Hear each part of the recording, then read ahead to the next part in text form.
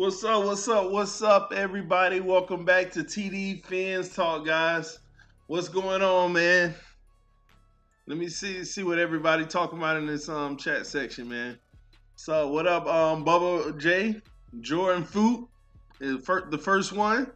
Pete, shout out to you, Pete. I think I just got your voicemail. I just got my phone in the mail, guys. I just got my phone in the mail, so I have a million messages and voicemails. And Pete, I think I just got yours, man. Logger winner, I'm here. Shout out to you. What's up, Tail? Hey, yo. Hey, I'm back, y'all. What's up, Finsanity?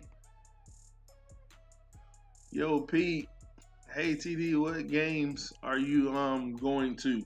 Hopefully all of them, but probably not. I might go to about 4 to 5 of those home games, man. Family, hope y'all good. How's it been going? It's great, man. What's up, players? What's up, TD? What's up, TD? Which game will you be going to watch this season?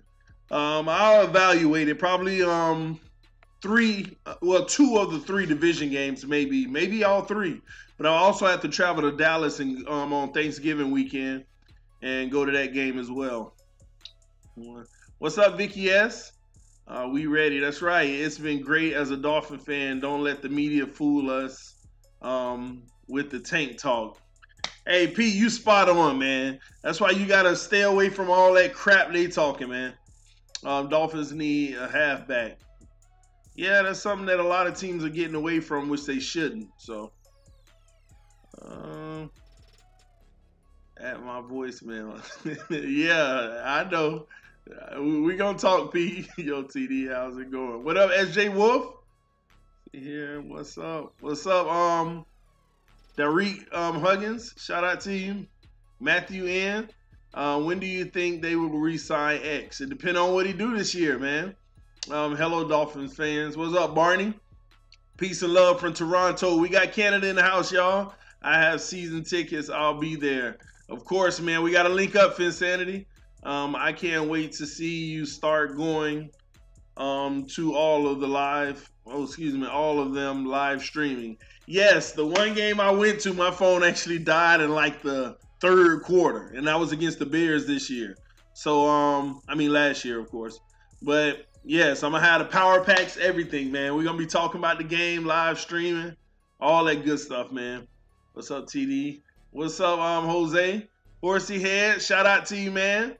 TD, what's up from KC? I'm good, man. I'm good. Shout out to KC in the house. What's up, Mr. Natural? I know I'm giving all these shout outs, guys. I just want to make sure I don't miss anybody. TD, what's up with, they need to draft a QB this year. We'll talk about a little bit of that. I'll be in Dallas as well for the Thanksgiving game. That's right. TD, what's going on? You all settled in? Settled in. I'm not gonna say settled in. Finally got the couch. Some of this, man, it just makes you remember, man, when you move. See, we moved and we didn't really keep anything. We decided, let's just go fresh. So we didn't really keep anything. Like the last week, I was, posting stuff. People got $400 items, maybe for $30. Or just like getting rid of stuff. People coming, buying, and then donating the rest. But starting over fresh, man, it is work. You realize all the small things that you have to get, and you're like, man, this again. But yeah, it's tough, man. What part of Florida are you in? Central Florida. I don't give the exact because there's some crazy people in this world, man. Bell is a headache. Yo. You not in Dallas no more, me, bro? No, I'm not in Dallas anymore, man. I'm sorry. I'm in Florida now. What do you think of Ryan Fitzpatrick? We talked about it in the last video, but I'll comment on it a little more going forward. Anyway, guys, I wanted to talk about 2 topics, and then we'll get to the Q&A portion. Those 2 topics, number 1 is going to be Chris Reed, the offensive lineman that we just signed, who I think is an amazing pickup. We'll talk about why, talk about a little bit of his history, where he comes from. For me, it's kind of, I feel one of those Cam Wake effects with this guy, but we shall see. We shall see. Not quite Cam Wake, but I'll explain more in just a moment. Also, we're going to talk 13th overall pick. We're going to talk 13th overall pick. Um, we're going to talk about our first round pick. Let me not say 13th because we're going to talk about our first round pick. I know we picked 13, but we don't know if we picked 13. And we're going to talk about that. Just a simple opportunity for a trade just to move up because there's some players, I'm going to be honest with y'all, there's some players in this draft that are worth moving up for. You know, there's one or two that are worth moving up for. One in particular, okay? And we'll talk about them and we'll go from there. Hopefully the Dolphins just get creative, man. We're stockpiling draft picks, so at the end of the day, this is opportunity, man. All right, guys. So first and foremost, Chris Reed. Has anybody in this chat heard of Chris Reed before this move that we made picking him up? Let me know in the chat section, guys. Have you ever heard of Chris Reed? Y'all let me know. No. Yes. TD never heard of Chris Reed either. And when I never heard of somebody, let me tell y'all this. When I've never heard of somebody, I get excited. When I have never heard of somebody, I get excited. Let me tell you why. Because it tells me, number one, we're not into the familiar names. We're not into the familiar names. And I know some of y'all, let's be honest, some of y'all get tired of me and y'all hate when I say this. Anything in relation to the Patriots, I understand why some of y'all hate me. Not hate me, but hate whenever I even compare something with the Patriots. But this is their model. So let's go ahead and find some guys that nobody's heard of, but we can see the potential. Okay? Let me tell you what I know about Chris Reed. I wrote down some notes, guys. So Chris Reed, he was a backup lineman, offensive lineman in Jacksonville. Okay, guys? And let me start by saying this. He was interviewed, local Miami station. He was interviewed recently, like last few days. And one of his main reasons for coming to Miami is the opportunity to play. He has been a backup his entire career so far, the 4 years in Jacksonville. He has been a backup the entire time. He's had some starts. He has starting experience, but generally, he has been a backup, okay? And this is one of those moments where he said, I chose Miami because I have a great opportunity to play. This is one of those hungry guys. This is one of those hungry guys that's not like, I have an opportunity to make the roster. No, he says, I have an opportunity to play. I've been filling gaps for Jacksonville for 4 years and doing a good job doing it. You know, I'm not saying I'm the all-pro, Pro Bowl offensive lineman, but I've done a good job doing it, but it's always amounted to me being flexible as a good backup, a really good backup. For any position. That guy gets hurt, I go in. He gets nicked up on that play, that's me. He gets he goes down, I'm there. Oh, he's not feeling it this week, I'm starting in his position. And I'm holding it down. But I've just always been that backup. This is my opportunity to show a team, hey, I can be your starter. Whatever interior position you put me in, whether it's left guard, center, or right guard, I can fight to be your starter. I have played all three positions. My most frequent position is left guard, which would be next to Laramie Tunsil. But if you put me at the center or the right guard, it doesn't matter. I can hold it down. I have proven it. This is my opportunity to do it on a consistent basis and show that I can do it long term. Start me. Will he be a starter in Miami? We don't know. That's going to depend on the other moves that we make, free agency and trades and in the draft. But either way it go, we have 4 holes on that offensive line. And to bring in a guy that can play all 3 interior positions, that's where our problem's been. It's been the interior. He plays all 3 interior positions, left guard, right guard, and the center position. And experience, good experience in every one of them. Good experience. What else did I have? And he's played a lot of center over his collegiate time. I think he was born in Nebraska or whatever, but he did play Division II football in Minnesota State. No. See, he was Division II in Minnesota State. Actually, watch this, guys. He was a national champion. And some of y'all may be like, Minnesota State, what do you mean national champion? In the shot put. He was a track and field guy. He was a national champion in the shot put. Now, how does that transform to the NFL? Well, he's 6'5", 310 pounds, and he has some strength. But above that, he could have been going to the Olympics next year, the Summer Olympics in Tokyo. But he said on the radio station, he said, you know, a coach told me, hey, you actually have some NFL scouts looking at you. And that changed his life. He said, well, I might have a chance to do this. So he went the NFL route. He entered the draft and did not get drafted.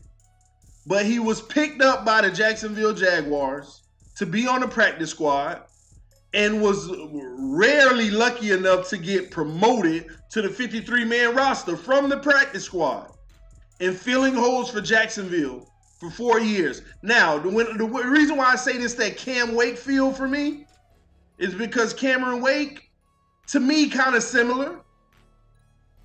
It was kind of similar. But Cameron Wake didn't get on a practice squad in the NFL. He had to go to the Canadian League. And he balled out in the Canadian League. Now, I'm curious, though. Is the practice squad caliber player better than a Canadian League caliber player? I'm curious about that. I think, you know, it might be just a step above. But what type of player is those who make the practice squad, I would assume, would be better. Because they are at least made it in the NFL. Just not on a 53-man roster. I wonder what y'all think, man. The quality of player, is it the Canadian League or the practice squads of the NFL? Y'all tell me what y'all think. Tell me what y'all think in regards to that. It's good, TD. Had to pull over and give you a shout. Been long. Appreciate you, Kevin McCombs, man. Thanks for being safe on that road, man. But get to where you got to go, man. You ain't got to do that for me. I appreciate you, though. Love you, man. It might be loaded with quarterbacks, but that doesn't mean they're quality quarterbacks. True. I'd have to say NFL practice squad. That's what I figure. Is agree, watch CFL a little bit since I live in Toronto. I think the practice squad. That's what I figure. I figure it's the practice squad. I mean, I guess for the CFL, they're playing games. They actually get more playing time and practice time. But the NFL practice squad, they're practicing with the main team. They're not playing in the games, but they're getting NFL type competition. So that's what I would say as well. So this is a guy who made it on the practice squad and got promoted on the 53-man roster. So yeah, I said practice. So I believe this is a good pickup by the Miami Dolphins, man. This guy, football recognizing, man. Yeah, so this guy, I love this pickup. And no, that's another part about it, man. I don't even think I talked about this. You know, I don't even think I talked about it. One of the beautiful things about it as well is the simple fact that he's actually reuniting with the coach, the offensive line coach that he was with in Jacksonville. I love that about this too, man. He's reuniting with the offensive line coach that he had in Jacksonville, y'all. Pat Flaherty or whatever, man. I always say his name wrong. Pat Flaherty or whatever. And he say he has a great relationship with them.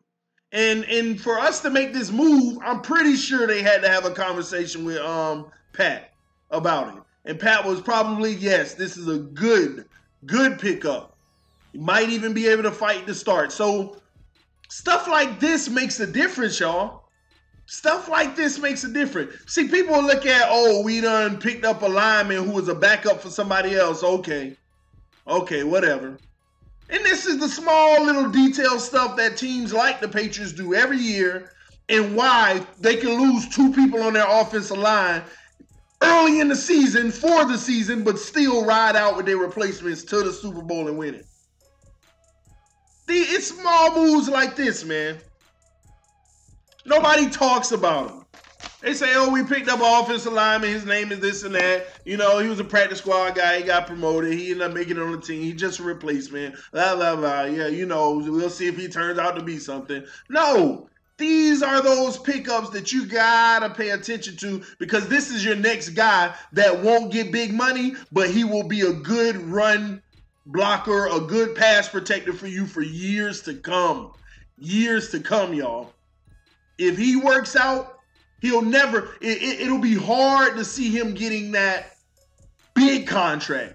But he'll earn a contract to where, hey, now we want to give you a 4-year after he does this one. If all pans out, of course, y'all.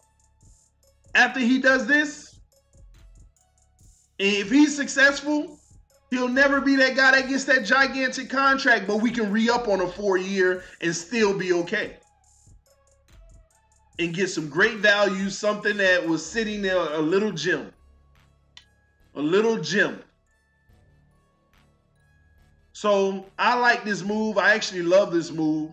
This is a classic move that will go under the radar. But when you got a player like a Jesse Davis, who on a scale of 1 to 10, when it all started, I was like, Jesse Davis is like a 4.5 to me on a scale of 1 to 10. But after this season, I put Jesse Davis in the likes of a 6. And I like the development that he's shown.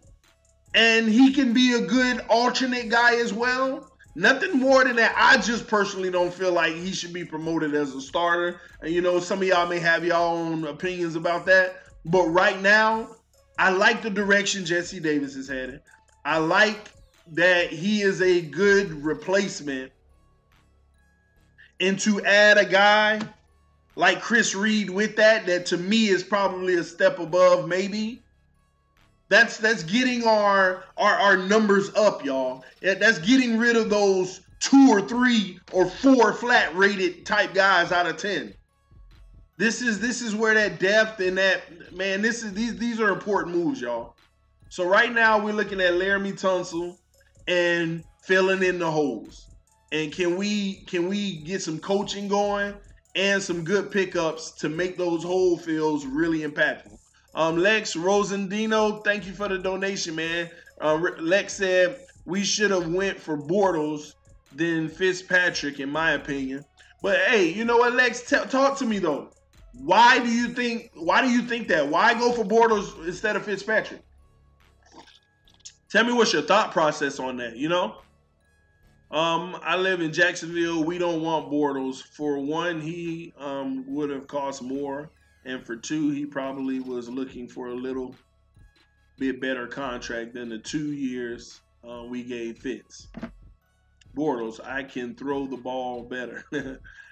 All I got to say is, oh, Fitz magic.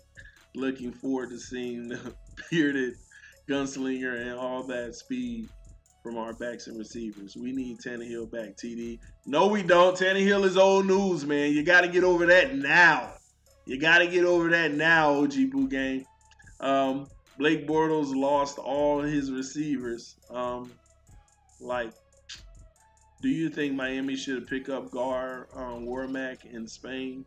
I got to look into him a little more. I feel like a lot of these quarterbacks are coming from less competitive conferences, so they look better on tape. Yeah. Or they got great O-lines. Air it out, go down in flames. All right, so it is what it is, man. Let me tell y'all, this Fitzpatrick move, I like it. I like it, man. Because it's not just about Fitzpatrick. Y'all gonna find that out real soon. It's not just about Fitzpatrick. It's really about what's the other quarterback that we're gonna bring in. Whether that be in this free agency via trade or however it comes, or in the draft. That's what's gonna matter. Who we bring in, and the purpose of us bringing them in. Gonna be fun at least. Yes, it is gonna be fun. Do you think AAF players are better than practice squad players? No.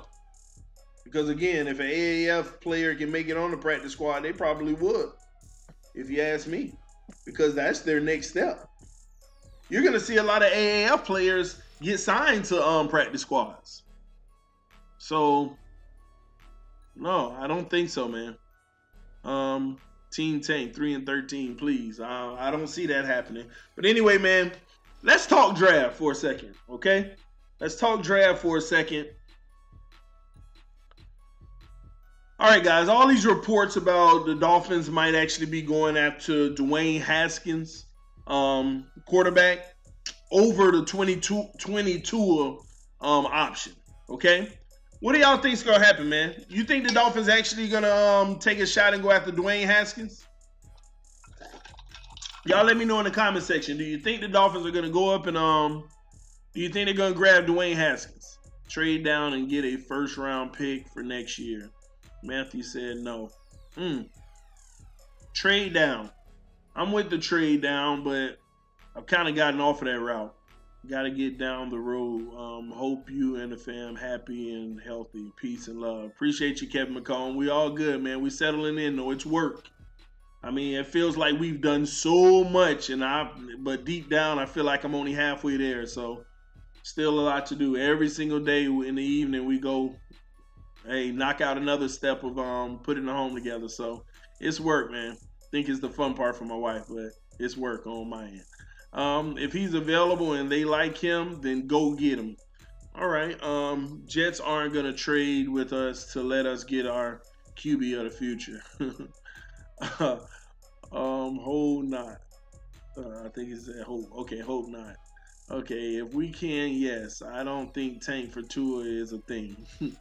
I agree with that, though. Barney Miller, no. Nope. Trade down defense line. Okay. So, stop OG Boo Gang with the I missed it. Oh, crap. But listen. I was one who said, hey, at this rate, trade down. Trade down. Trade down and go ahead and get more assets. But I'm backing off of that now. If this Robert Quinn deal, we ain't even talk about that. Robert Quinn, y'all. They're trying to find a partner. Either the Saints or the Cowboys are the top right now to take Robert Quinn, and we paid to get rid of him, in which they're trying to do. And people don't understand what that means. People are like, the Dolphins are paying to get rid of players. No. What they're doing is paying their little premium now in the form of signing bonuses, just like they did Tannehill contract, so it don't hit the cap. Then on top of it, what they're doing this year isn't about this year with those players' money. They're trying to shed that money for next year that's still on the cap, that's hurting them. That's what they're doing. Tannehill's deal didn't have nothing to do with the money for this year, really. But they knew they were moving on. They didn't want to take that next year. That's why they paid part of his contract and said, as long as he agrees to nix the contract, cut it up. It's all about 2020. Them getting rid of Quinn in the same fashion, we'll pay a premium. They're almost paying a tax. Like, we'll pay a premium. We'll actually pay you for that draft pick. And in today's NFL, just like the fourth rounder they talk about for Quinn, maybe fourth or fifth rounder. In today's NFL, that's only going for like $2 million is what'll count the salary cap. But you'll pay $5 million for it? They're just trying to have their books clear next year. Think about it. Almost the entire roster will be clear next year. Almost the entire roster, other than the rookies from last year and the rookies from the year before that, would be clear next year. All those salaries coming off of the books. It's crazy. We're going to have draft picks galore, and we're going to have cash galore next year. All of these old contracts. And even if it ain't too old, like look at a Kenny Stills. After this year, it'll be the year where you can negotiate it or say, hey, we're going to cut ties. Guaranteed money is already paid. All those contracts. Our rebuild isn't no 4 or 5 year rebuild. It's already, it actually started last year. It started last year, y'all. The rebuild started last year. That's what some of y'all don't realize. It started last year. Ndamukong Suh, Jarvis Landry, Jay Ajayi, Mike Pouncey. Now it's Cameron Wake. Get rid of the little Amendola one. Robert Quinn, Ryan Tannehill. Am I missing any? That's what it is. Next year, y'all gonna look up and be like, whoa, Kenny Stills. People already shopping for Kenny, but the Dolphins like they ain't offering enough. This is gonna be a whole new team, whole new era. Yeah, get rid of the Frank Gore's second year. No, we ain't gonna do that. 2 years, they already done. That's what y'all gotta realize. Let me put it like that. In 2 years, they're done already.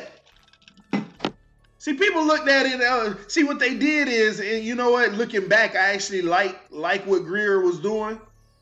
I'll start my purge last year. He started his purge, but we'll still be competitive, you know. And if those players didn't get hurt last year, we might have been even better. We might have been even better. But if it doesn't work, my purge has already started, and my second wave will be next year.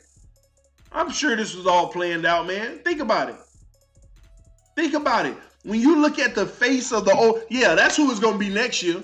It's going to be the Rashad Jones. It's going to be the Kenny Stills. Y'all tell me I'm wrong. Hold on one moment, y'all.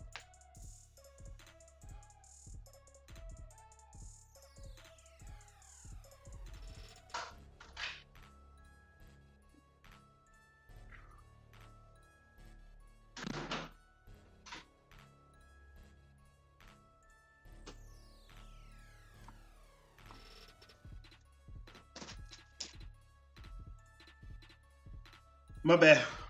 Another package delivery. But anyway, the purge has been happening, y'all. It's been happening. I'm starting to look back and reflect, and sometimes I have these moments where I'm actually seeing it all. I'm seeing the vision, and it started last year. They got rid of those main guys and brought in the future. Think about it. When they got rid of those guys, they got Minkah Fitzpatrick. Excuse me. In this era, they got the Bobby McCains of the world. They got the Xavier Howards, the Minkah Fitzpatricks, the Jakeem Grants, the Kenyon Drakes. That's who they were pulling in, man. Now they done got rid of the second wave of players. And now it's time to see what are those other 7 players they bring in, and 3 of them are legit.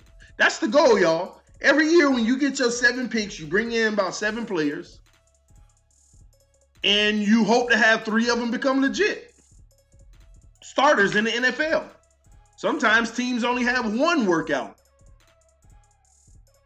But that's the goal, man. Y'all see that video of Howard's footwork? Dude is a Jedi Knight. I haven't seen it. I'll check it out, though. We have coaches now who come from the will make no names become Pro Bowlers, next man up system. And I love it, Finsanity. You are 100% spot on. I love it that way, too. We're not trying to make none of y'all Pro Bowlers, but some of y'all might just be. Just remember, it's going to be rare if we give you that money. The only time we give you that money if we're so far ahead of our books. Like the Patriots. They're able to give a cornerback 16 million. Because they're so far ahead of everybody else. They can let go of all-pro left tackle that's 25 years old because they already brought in a 21-year-old replacement last year. And let them spend 1 year behind you. So we ain't got to give you that left tackle $17 million a year money or something. Bye, go be great. Your replacement gonna be right behind you being just as great. When you can do that, then you can take about 3 to 4 spots on your roster and pay them really good money, like respectable money. Real respectable money. Only when you're at that point.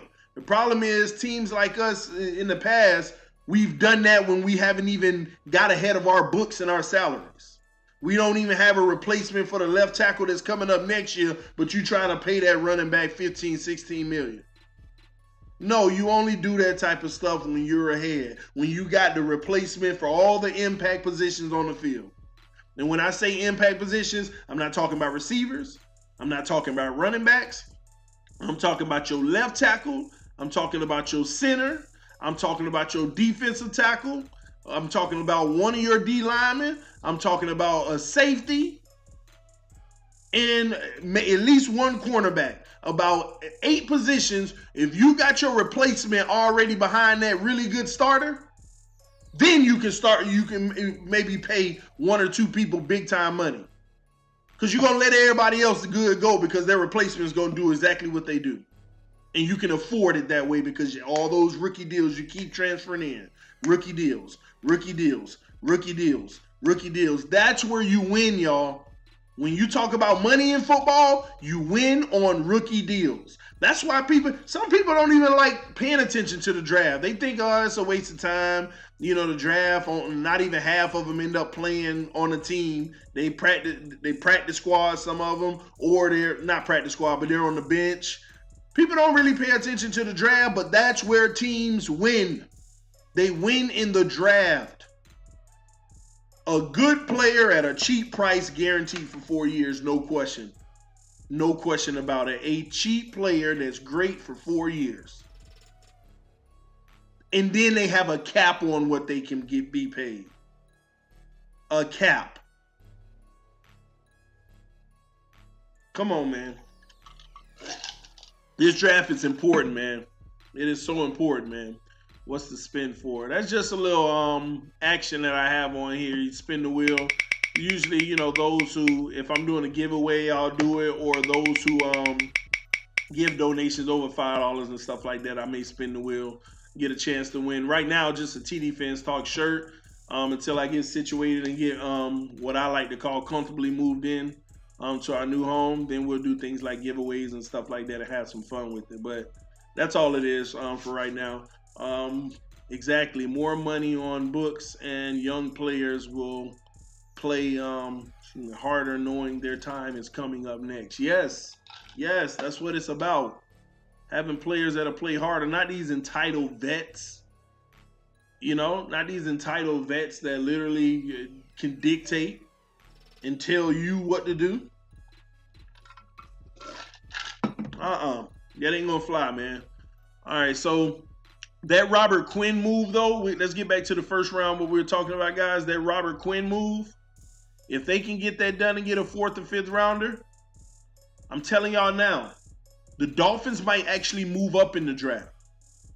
They might move up significantly because they've already stockpiled, I mean, not many, but a few little picks, right? I mean, right in front of our eyes. And not only did they get a few little picks, if they get this Robert Quinn pick, that's more arsenal. But they also have 2020 picks that they can trade away. Think about it. The Dolphins wouldn't have to do much. They can literally go ahead and say, hey, we'll give you our 13th pick. If they can get in the top 5 on one of those teams, we'll give you our 13th pick. We'll give you a 3rd rounder and a 4th rounder with it, just to move up. It might fly. It might fly because 13 is still a good value spot. Once you get to about 17, 18, then you're talking about a 1st and a 2nd rounder just to move up in the 7 to 15 range. I mean, that like 3 to 7 range, excuse me. But I'm telling you, they might be able to move up. And I'm going to say this once, guys. If we're able to move up, I'm not even talking quarterback here, man. You're not moving up for Kyler Murray because the Cardinals, I believe the Cardinals are going to go ahead and grab him. Cardinals are going to go ahead and grab him, guys. I want to win something just like the Dolphins just won the offseason, saving $33 million. I love you all, Fins family. I hope you stay blessed. Shout out to Pete for the donation and the nice message to everybody. Just to stay blessed, guys, for sure. Dolphins just won the offseason, saving $33 million. You are spot on, Pete. 33 million of savings, and it's not over. It's not over. It is not over. Still to come. Robert Quinn is right there, y'all. He's right there. Still to come, man. Mind you, don't be shocked if you see an exit or a conversation about Rashad Jones or Kenny Stills. Rashad Jones or Kenny Stills. Now, my far out there scenario, but I wouldn't be shocked. I know a lot of y'all would be shocked, but if the conversation about Xavier Howard starts coming up too, of being out of there for assets, I would not be shocked. He's young though. If he has the hands, feet, and eyes that Flores and them love, there is no way he's leaving. But if they look at film and say, you know, I'm going to be honest, for big dollars, I'm just saying, y'all get where I'm coming from. But look out for those moves, Rashad Jones, Kenny Stills, and a possible Xavier Howard talks. Somebody said cleaning house is real. You're right, but actually, that's the purpose. When you clean house, it's supposed to look better. And you know what look better than some of this talent we got now? Like the Kenny Stills, the Rashad Jones, and the Xavier Howards. You know what look better? Going into 2020 with $100 million in cap space. Going into 2020 with the first round pick, possibly 2. Or a first round pick, a second round pick, 3 third round picks, 2 fourth round picks, 3 fifth round picks. From all these moves they making and picking up picks. And all those compensatory picks that we're about to pick up. That looks clean to me. $100 million? Y'all think about it. You gotta, just think about it. Next year, you got $100 million. You got about 12 draft picks. And you got Minkah Fitzpatrick, Bobby McCain, Laramie Tunsil,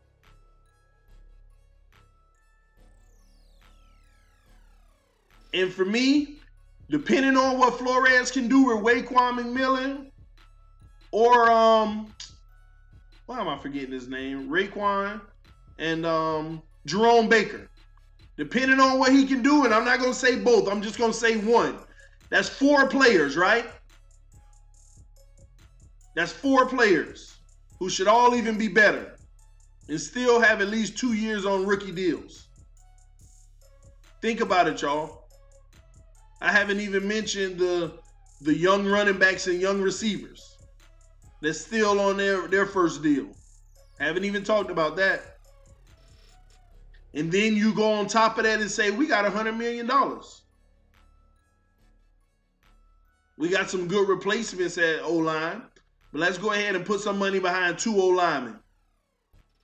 There goes $30 million right there. Some real good money behind 2 O-linemen.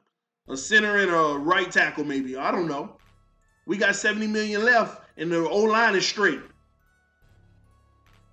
We got enough good quality replacements to fill holes and everything, but the O-line is straight.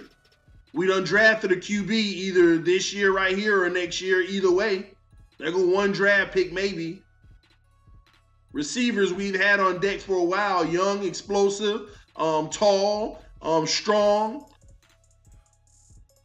We good at the receiver position. Running backs, we got young running backs. Whether Drake emerges, whether it's Balaj, I don't know. But technically, offense will be set. All we need is good quarterback play from whoever the new one is at that time. Or still behind Fitzpatrick, who knows? But everything else around him is straight, and we still got $70 million. Plus probably another 10 draft picks still remaining. And offense is already taken care of. This is just my take on it. Offense is straight. Maybe we stay on offense, though, and really put some money behind a $10, $11 million tight end because we got the cash right now. Now we should have no excuse on the offense. Now what, you got $59 million left and still got draft picks? And think about it. You go ahead and put your $59 million on the defensive line. Get to the quarterback. We done developed them linebackers by now, or pick up another one as well. Now we using almost every draft pick we have on the secondary and picking through who's going to emerge. But you could be right there just like that. We need a solid punter. You're right. You're right, but I think we'll be good in that area. But I promise you, it's not far, man. You going to next offseason with $100 million? $100 million? Plus 12, 13 draft picks?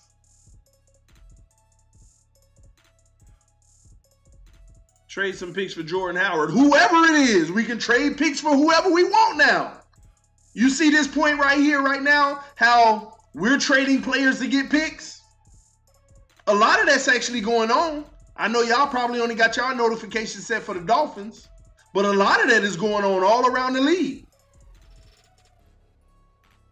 I mean, look, you can pick up complimentary players. Look at Cobb, $5 million Cowboys. Bam, you got $100 million. You can play. All type of different stuff. And you got draft picks. Hey, I want that DN that's on that expiring contract that y'all don't want to deal with because he's worth so much. I want that young DN. Oh, New England, y'all still so good that you can get rid of your first year, your big time players that's ready for the big money. Then hey, bring them on. We got the money now. But we'll be at that point at some point. But we are, man, this is an easy turnaround, y'all. TD with the furniture in the building. I know, right? No, I'm mad, man. I'm mad at Ashley Furniture. Because they brought everything, but one of the chairs didn't have the legs, and they talk about the 10 days they have to order them and bring them in and have somebody install them. So that sucks. But yeah, man, got some furniture now, man. Finally past that point, but now it's all the small stuff, man. Mounting TVs on the wall, putting curtains up. What color do you want this accent? Well, all kind of stuff. I'm like, let's just leave it. We want all the overpaid players. No, we don't. We don't want none of them. Y'all tanking for Tua. We ain't tanking for no Tua, man. We ain't tanking for Tua. And if we end up getting Tua, okay, but we ain't tanking for him. Now, but let me say this, okay?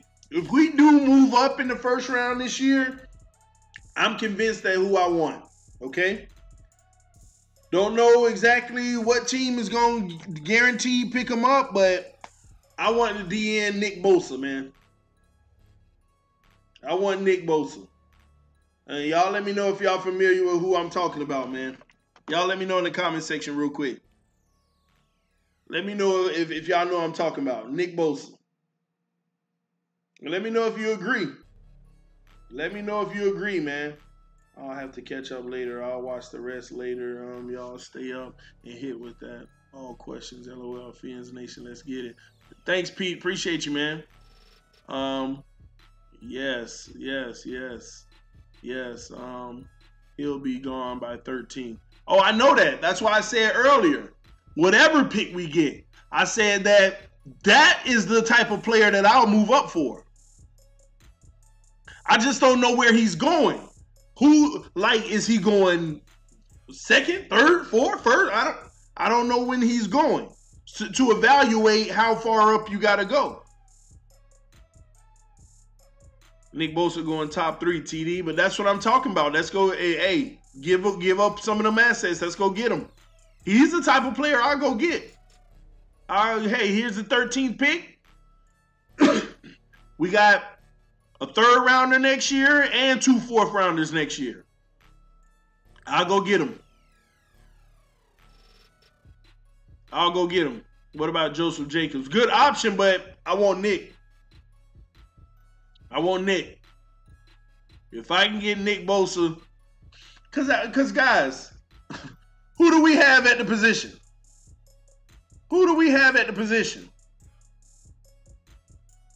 Let's be real here. We're empty at that position.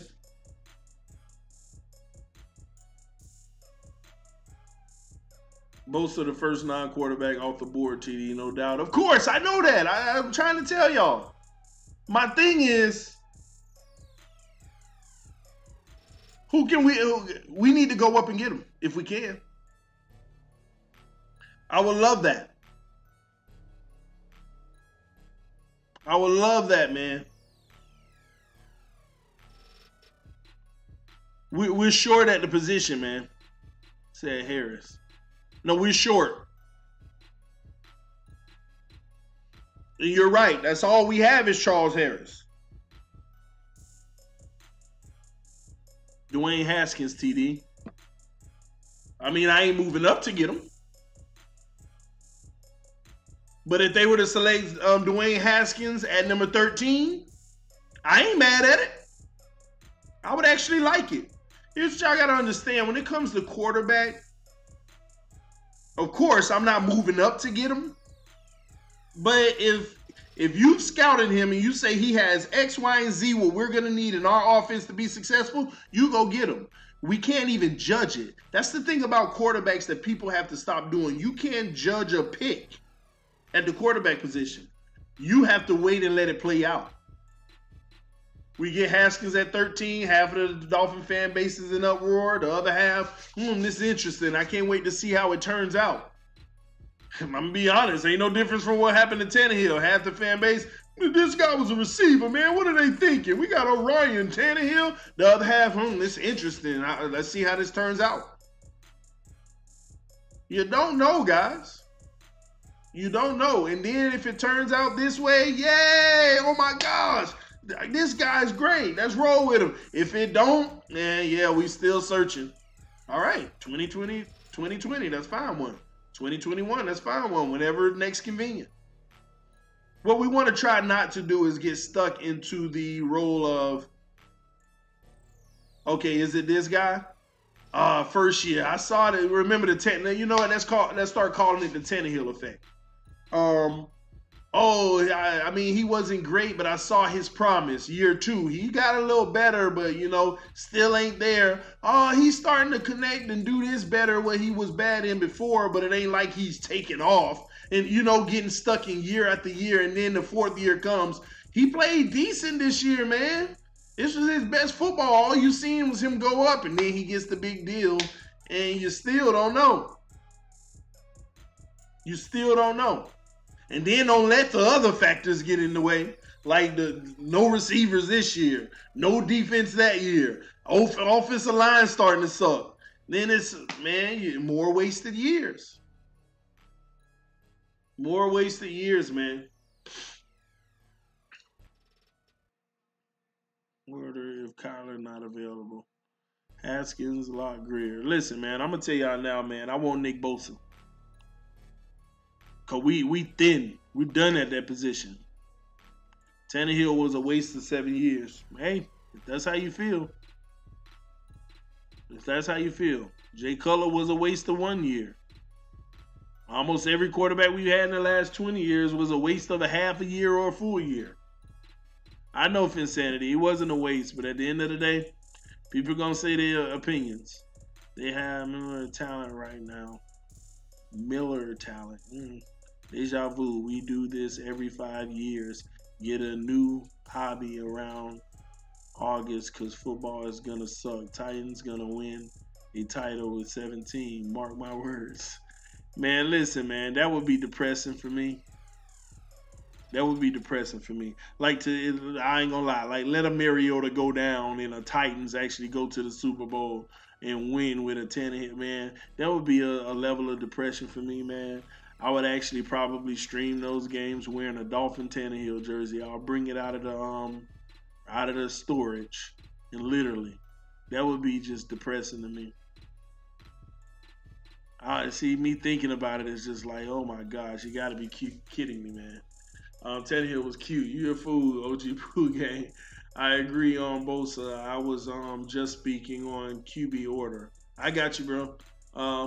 I would be happy for him. Yeah, I would be happy for him. I would be ecstatic. But TD, I'd be like, because they had to have an offensive line around them. They had to have a good defense, but they did those things. So But enough about Tannehill, man. Still rock a Tanny jersey. I don't care what peeps say. Christopher knows I feel you, man. Defensive end, offensive tackle, linebacker, quarterback. Yeah, in that order, Marcus.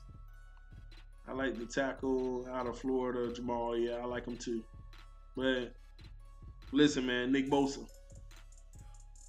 Listen, we can go back and forth all day about this. Nick Bosa. Nick Bosa is where it's at, man. That's where we need to be. Looking for Nick Bosa. Trying to figure out a way, how can we get this guy right now this year? How can we get this guy? That's what's going to be important, man. It's not going to be easy, but we got to be acquiring all these assets for a reason. I'm not trying to acquire all these assets just to pick from all of them. All of them are draft picks. But I guess it ain't that bad of an idea, because if you can turn those out at a high rate, like think about, imagine drafting 12 players next year, and statistics will tell you 4.5 will, if you're lucky, four would turn out to be legit. But what if you can get 6 out of those 12 to be legit? So I get that, because I think, again, everything's going to be predicated on coaching. And I'm not talking about on Sunday on the sideline coaching. I'm talking about throughout the week, player development, and actually developing and improving these players. That's what it's going to be predicated on, man. Our success is going to be on, are the coaches doing their job, moving what everybody thinks is this 6-rated player to a 7.5 or an 8-rated player. That's what it's going to be about, man. Dolphins could go for Devin Singletary. Yeah, I mean, it's a lot of options. We have a lot of options. This year, the defense, guys, if it doesn't work out with Nick Bosa, it doesn't matter. This year, the draft on defense is loaded. You have a better probability of a player working out. The scary part is you're going to use more draft picks to guarantee that, in other words. But if you can go get a Nick Bosa, man, you've already won. I mean, when I say you already won, you won in the draft. Move up, get Nick Bosa, because we have nobody. Our defensive line is just as abysmal as our offensive line right now based off of our roster. We don't have anyone. Now, I think defensive line, you got to have that motor, that strength and everything, so that's going to be a lot more of a player type. Versus, like, coaching's going to make a D lineman better, but you have to have skill and strength on the D line to actually be great. Coaching is going to help you, but a lot of it's going to come from you. Offensive line, I think that's heavy coaching, because you can be undersized, you can be oversized, you can be quicker, you can be slower. And certain techniques and certain things that coaching can do can make you a sustainable player that's really good in the NFL. Ain't got to be a Pro Bowler, but still really good. So, oh, man, Nick Bosa, man, we need a DN, man. We got to, and if not, then if we can't move up, then I would say, and if a Haskins ain't available at 13 or something like that, then I would say, hey, go ahead and move out of the first round. Really stock up for next year. Because you'll get a team that'll bite at number 13. They'll give you a first round and a second round pick just for the 13. And it'll be real nice to have 2 second round picks. Second round picks are very valuable. First round picks we all already know. But second round picks, those teams that have 2 second round picks, it's valuable. It's very valuable. So, and who knows? The Dolphins might be flipping a lot of these picks. Turning this year's first round pick into next year's first round pick and a second round pick. That'll give us 2 firsts next year and 2 seconds. Then take 2 of these 4s and see if you can get a second. Or 2 of these 4s in the 5th to get a second. I don't know what's the exact going rate for it.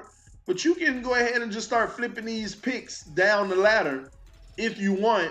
And hey, the only problem with that is you're committing more money as first and second round pick players.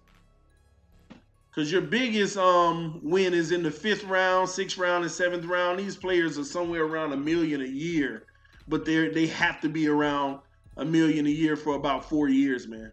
You got them for 4 years. So if they turn out, you still got them for 4 years at that low rate. So it's just a lot of ways to play with it, y'all. But before I get out of here, man, I'm going to answer a few questions. If y'all want to put them in the comment section, I'll go ahead and answer a few questions before I get out of here, man.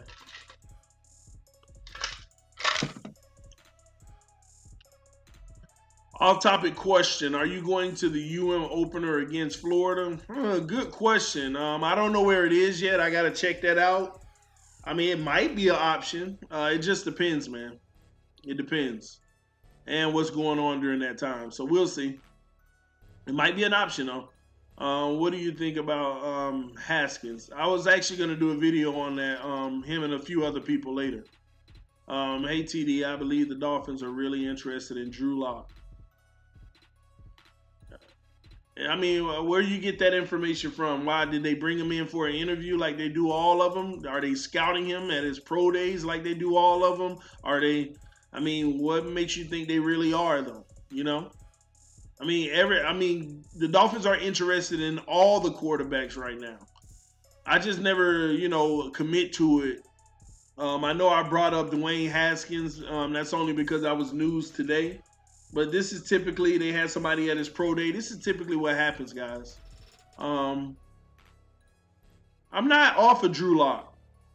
I like Drew Lock, but we'll see. It's so many options. To me, I just want to make sure we go with the best one. Man, I'm behind. It's in Orlando. Okay. I might actually be at that. Florida versus UM. It's interesting. What's your stance on tanking? It's fictional. I don't believe no team tanks. It's fictional. To me, it is fictional. In the NFL, at least. It's fictional, man. Teams don't tank. They don't go into a season trying to tank. Now, after about 10 games in the season, some of them have a decision to make. See, when they start the season, they try to build a team. Because you never know the players that you brought in on your roster, what they're going to turn out to be. That's what you're coaching. What they do on Sunday is your coaching coming out on the field. You can't take if you have players, man. You have players. They're trying their best. They're trying to get that next contract, play for their families, support their families. Like, I just don't get it when people say that. How does a team tank? You think a coach want to tank? Because most teams that fail anyway, like 90% of the coaches end up getting fired. So the coach ain't trying to tank. The front office ain't saying to these coaches, hey, tank, call bad plays. It's not happening. It's not happening. No, the Jaguars didn't tank. They sucked. There's a difference. There is a difference. Now, then you have situations where, well, this is our best player. We're not making the playoffs. I'm going to sit him down. That player ain't trying to hear that in the NFL. That player ain't trying to hear that. You messing my stats up. This is my career stats. If they that good to where you want to sit them down, I'm trying to make the Hall of Fame. We ain't doing all of that. That don't happen in the NFL, man. It's actually the complete opposite. When we're going to the playoffs and we're going to the next level, those players don't mind getting sad. Okay, I ain't gonna play. And sometimes they don't do that either. That is the biggest crap ever. Ain't no such thing as tanking. Literally. Ain't no such thing. No such thing, man.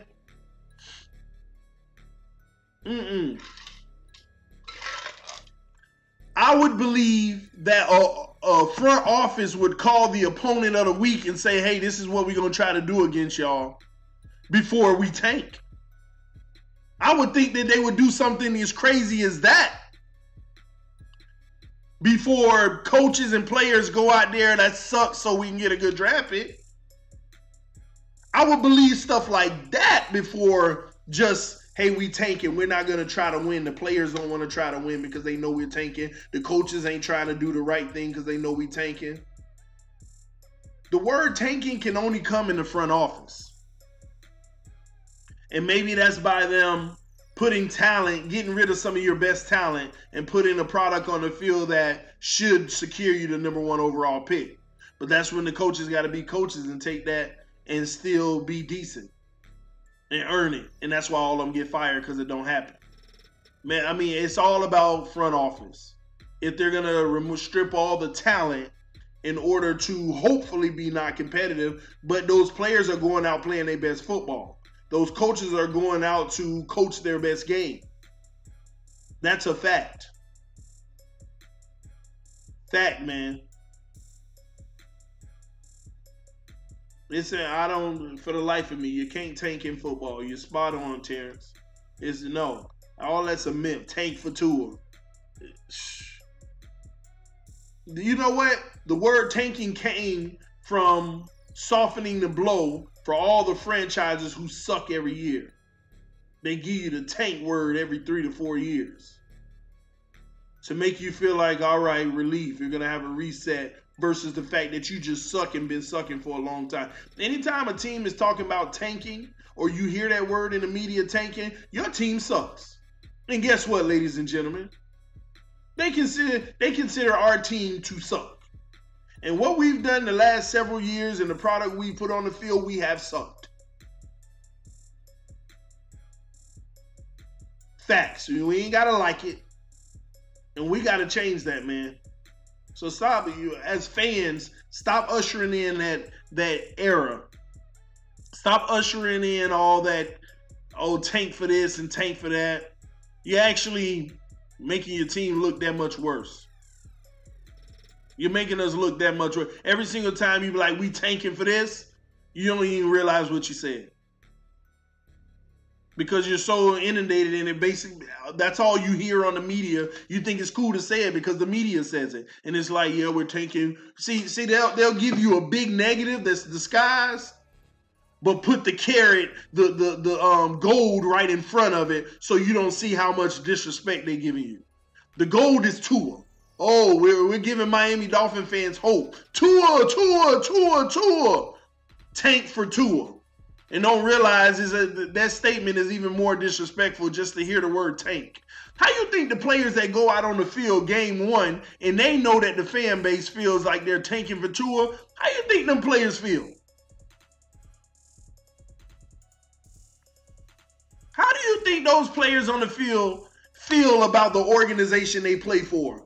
And that's a part of the culture and the winning attitude we have. Those players like, let me go out there and do my best for me. And, I can't gravitate to, yeah, let's do it. I don't blame Cam Wake. I guess I got a couple more years over here. Because our fan base, we that tight that we not even, man, we indirectly supportive. We supportive if we doing good, and we just ghost or non-supportive when we do bad. And that's that crap we got to stop, man, as a fan base. We have to stop that crap, man. Have to. We ain't even supporting our players. You don't think our players for next year here tank for Tua? Like, oh, we finna have another blah year? I'm on a 2-year deal. I don't need to be on a blah team. I don't want to be on a trash team. I need people to notice me. We made it to the playoffs. I was on that roster. You don't get it. The players, man, they are disgusted when they hear the word from fans, oh, we tanking this year. That's disgusting because for them, if we have a losing season, once again, most of the league ain't going to notice me. I'm a left guard, and say my right guard sucks and my right tackle sucks and my quarterback gets sacked all the time. I'm associated with that crap, even though I'm over here, in my opinion, holding it down enough. And we only won 3 games. Nobody cared nothing about what's sitting over here on this roster.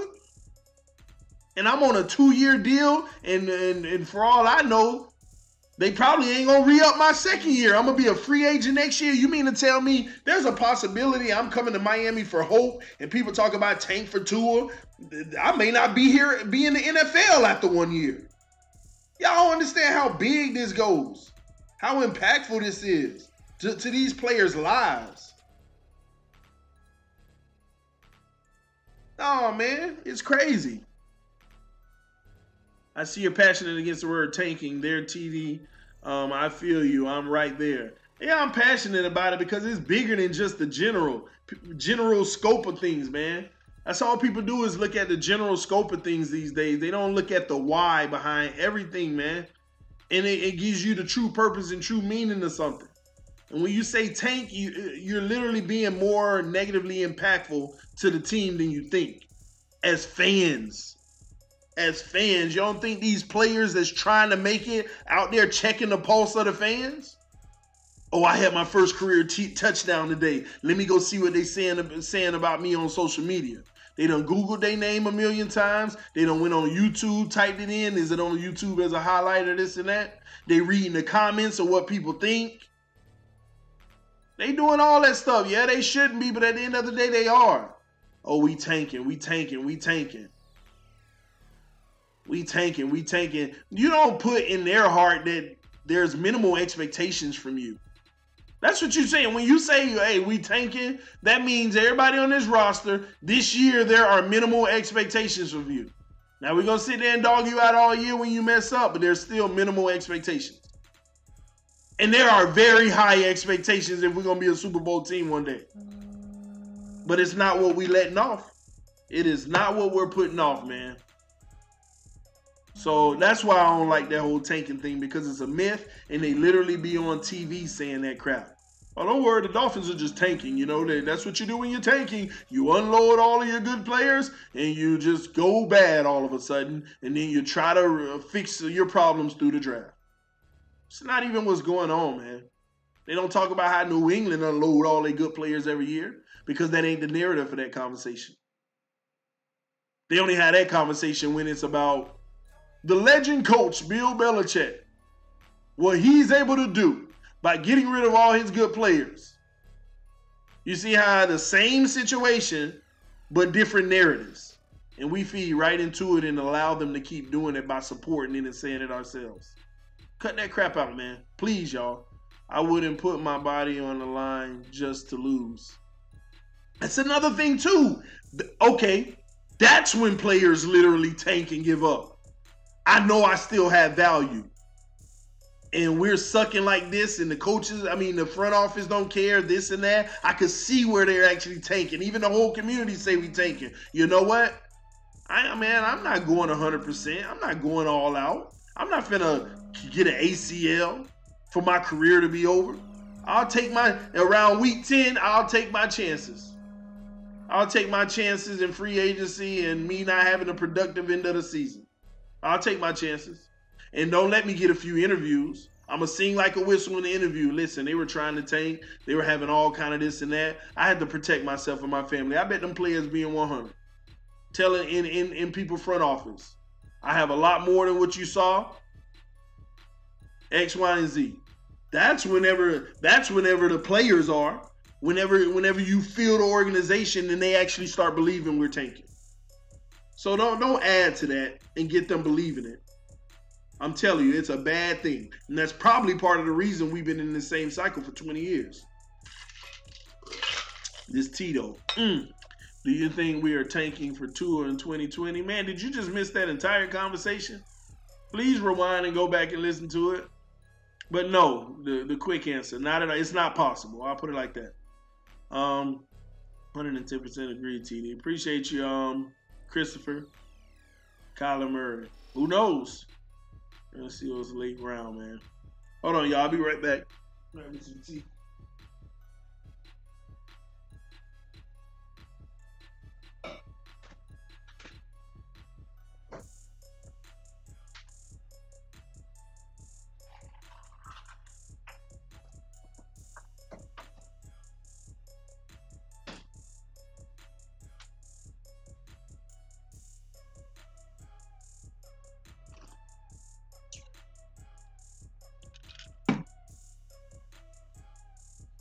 It's clickbait, the word tanking. You get it. There would be a higher risk of injury if a player was trying to tank. I get that too. I get that too. But you also know those players that it depends on the position too. Offensive line and stuff is too brutal. You got to protect yourself every time. But think about it. You think a safety is at a high risk if they try to tank of getting hurt? No. You think a cornerback is at a high risk of getting hurt if they try to tank? No. A receiver? Not really. Because they free out there. They can avoid stuff better than a lineman is. So I get what you're saying, but it depends on the position. It's TD, what's good? Atlanta in the building. Shout out DeAndre. DeAndre, for instance, 6th round. Guys, if you're not subscribed to TD Fans Talk, make sure you hit that subscribe button. Turn on your notifications. Some people say they weren't getting their notifications. I'm sorry about that. But make sure you turn those notifications on. And share the videos if you want, man. Let your other friends and family members know about TD Fans Talk. It's the Dolphins Talk channel, guys. You're right. Yes, DeAndre Francisco, 6th round pick. TD. Oh, I already read that. Just got here with the signing of Fitzpatrick. Ross showed us he is not serious about rebuilding his team. What a joke. That's not what that means, in my opinion. That's not what that means. Once again, Fitzpatrick's on a 2-year deal. 2-year deal, man. And it ain't like they don't have the option of releasing him next year if they want to. There's nothing wrong with this. This is a bridge gap quarterback. He's already older. You know, it's not like, and I was wrong the other day when I was like, you know, if he does really well, he might get a 4-year deal. That's not going to happen. This is the latter years of his career. He wants the chance to start for an organization and be able to be the guy, but it's going to be short-lived. It's going to be short-lived. And that's why they signed him. As a matter of fact, they incentivized him. They paid him decent, really, really good if you ask me. They told him straight up, hey, let's go ahead. We're going to actually give you some money. You deserve it. You've done your best in this NFL. Come over here and pioneer the team for about a year, possibly 2. And, we'll see from there. And they probably sat him down and even told him, we're going to have a young guy come in at some point, whether it's this year or next year. And at some point, you might either be backing him up, or if the scenario's right, you can keep on leading the helm until we're ready to make that switch, whether it's sooner or later. So this was just a temporary thing. It didn't matter to them, and they paid him money like Tannehill would be here anyway. But like I told you, Tannehill's money wasn't about this year. It was always about next year. That's why they had to get his off the books, because of $26.5 million cap hit next year. That's why they had to get that off the books. People think it has something to do with the money this year. Let's go ahead and unload it now, pay $5 million of it, and take the 13 point something hit or whatever it is. All those things, man. It was about next year. So I don't see nothing wrong with the Fitz Pat. And then it might bring some excitement. We might actually see some great football from Miami. And yeah, it's going to come with some ups and downs, but the coaches will. I like to think that the way things are going, if we can keep this up, we don't have to feel 100% of our needs this year. But if we can get to about 65 to 70% of them, I think we're going to see some exciting football and make some noise. Will we make it to the playoffs? You can't rule it out. Picking up a Fitzpatrick, it's not like you went all the way scrub mode. And I don't think he's scrub mode. I don't know how y'all think about him, but I'm not. I like it. I like the chance, the quarterback that takes the chances. Especially when you got players like Devontae Parker. Hey, let's see what this kid can do if the coaches get him where they need him. So I'm not opposed to the Fitzpatrick move. I actually like it. We can be competitive enough to be able to evaluate our talent next year. We'll have a quarterback behind center that'll tell us how good the offensive line is.